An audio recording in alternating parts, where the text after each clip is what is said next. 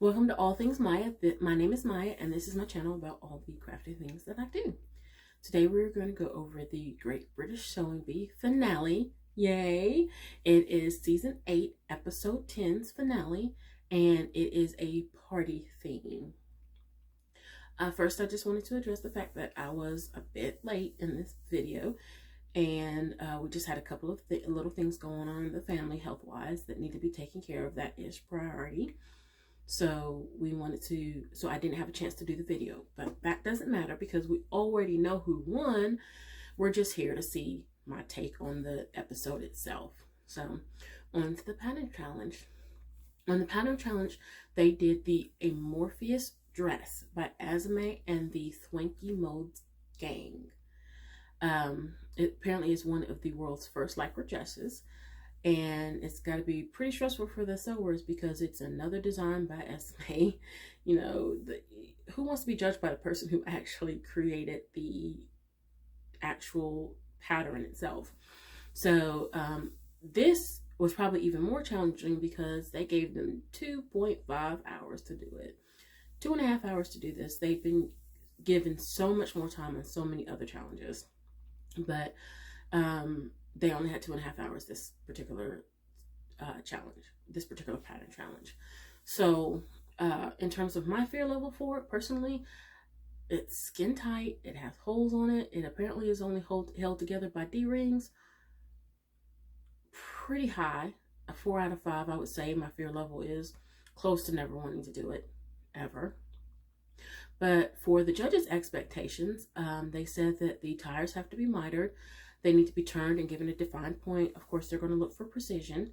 And it is being made with lycra, so you don't want it to be stretched out. However, they were also given some rudimentary instructions because it is the final, so they wanted to make it more challenging for the contestants. For the contestant Makes, Brogan, in classic Brogan fashion, picked a different type of fabric. She did pick lycra, but it was foil lycra, and she was going for the fashion effect, hoping to stun and wow with the fashion portion of the fabric. It did fray while she was working with it, which made it more difficult though. Deborah seemed to be moving through with no real issues on it. She was working pretty quickly. She even commented about being on time at one point. And you know, this could all just be in the edit because you only see what they want you to see, and at some point she could have been screaming like a chicken with her head cut off, but we're not going to see that.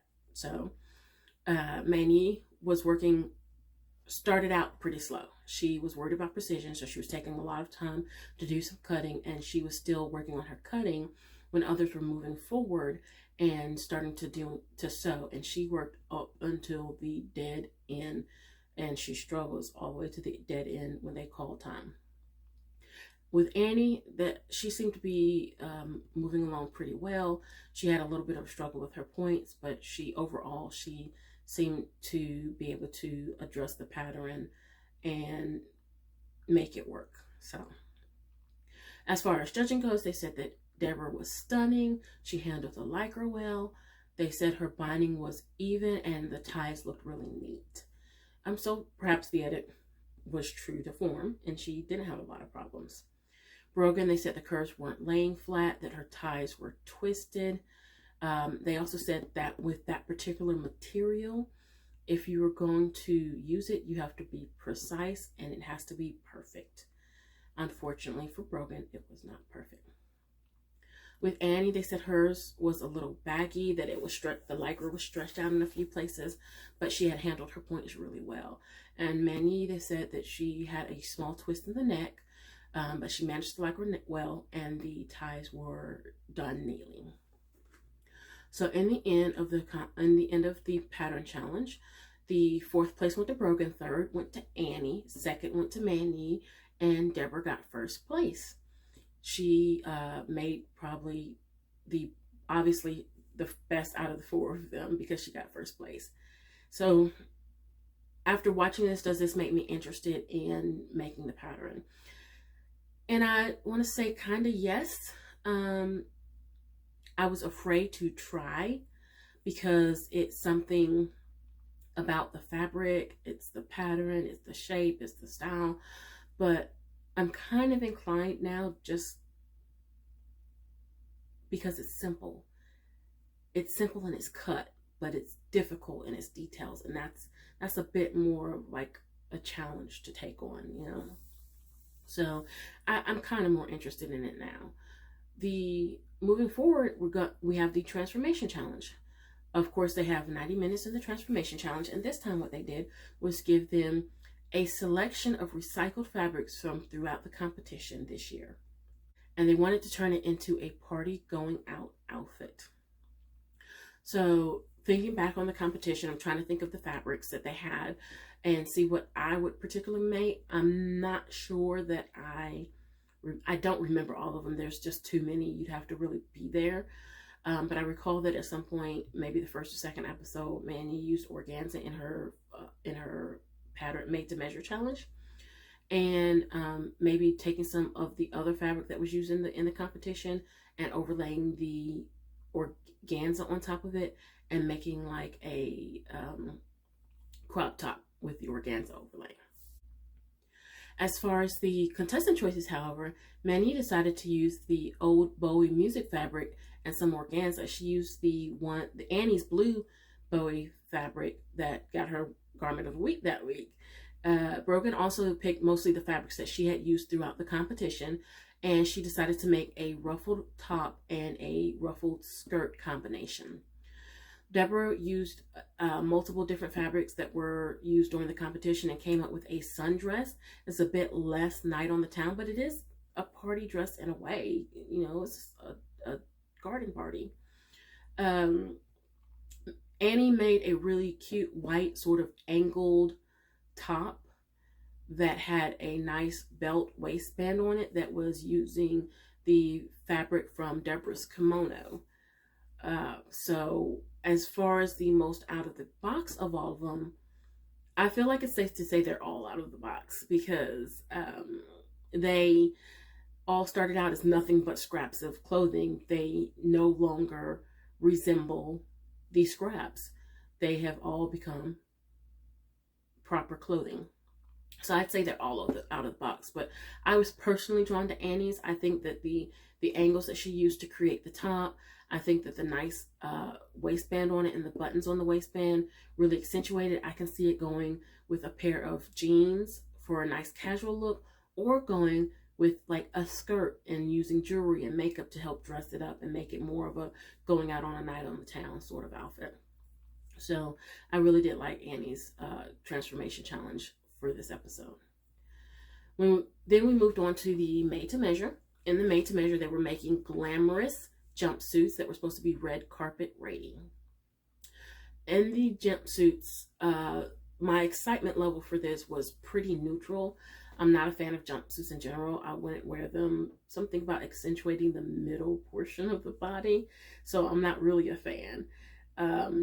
I think what I might make if I were making a jumpsuit would be something that was kind of shimmery with butterfly sleeves. I'm a fan of butterfly sleeves. I've been a fan of butterfly sleeves since I was a child. I will probably be a fan of butterfly sleeves when near 80. It's before they were cool. I liked butterfly sleeves. So I would probably do something like that because I like the butterfly sleeves that help make the outfit more flowy.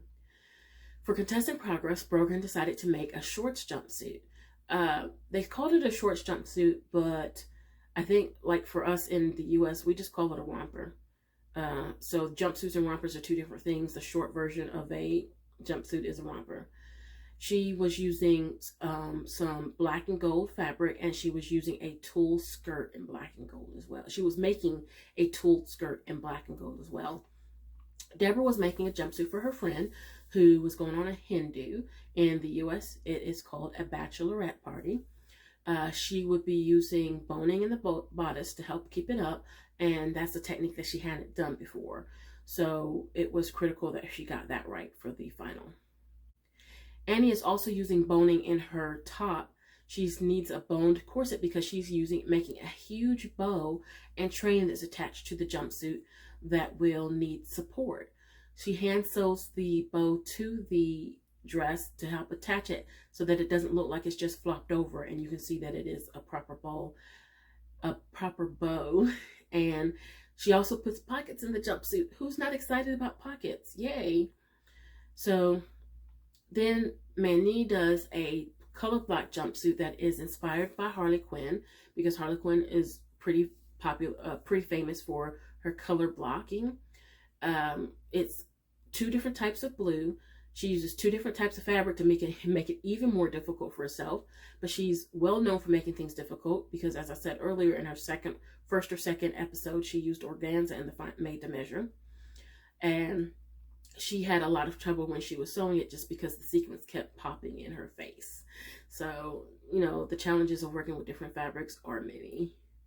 And then for the judging, Brogan skirt, they said, had a lot of movement and that it fit well everywhere and that it was delicately managed. They said that Deborah's was incredibly vivid and that the pleated sections on the jumpsuit, there were pleat sections that pulled it across from one side to the other, really helped elevate the jumpsuit. They said that Annie had energy and that she had a good color combo because she had a light gray and a dark gray. They loved the pockets, and they said that the bow makes it dramatic and is well anchored, and it makes the presence stunning on the jumpsuit. Manny's outfit, Esme absolutely loved the cape. They said that it fit well, that the quartered effect was fabulous, and that the fabric was well handled and red carpet worthy, which was one of the requirements, red carpet worthy. So does it make me interested in trying something like this? It's something I might try, not for any other, like not to challenge my skill level or any other reason other than if I had a special occasion. If I needed to make a jumpsuit for something and there's nothing in my life right now I can think of that would require me to make a jumpsuit, if I needed to make a jumpsuit, then that is something that I would consider doing. And so the highlights of the show were Deborah's pattern challenge. I absolutely loved it. It's probably about as perfect as it possibly could be in that situation. I think Manny's transformation challenge was also a highlight for the show. And I think that Annie's transformation challenge was also a highlight as well. As far as the lowlights of the show, I decided that I'm not going to do a lowlights because this is the final, and why look at the negativity of the show? Everyone did their best. They put their best foot forward. And so there aren't going to be any lowlights in this episode. So in the final decision, if you haven't watched it, this is a spoiler, but I'm sure everyone should have watched it by now. They decided that the winner of the Great British Sewing Bee 2022 was Annie. Annie, she won it with her sporty bold jumpsuit. I believe she deserved to win it. I thought that Manny might have actually given her a run for the money with her jumpsuit. It was pretty well done. It stood out, at least to me. But Annie definitely deserved that win. She was getting consistently better throughout the competition. She kept putting the work into it right up until the end. So I definitely think she deserved to win, and congratulations to Annie. So what did you think? Are you happy with the ending? Are you happy with who they picked? If not, who would you have chosen? And why would you have chosen them? That's the end of the Great British Sewing Bee for this year. If you like my videos and you like my reviews, then make sure to click like, and then click on the notifications button and subscribe to the channel. Thank you so much for being on All Things Maya today. My name is Maya, and stick around for more. Thank you.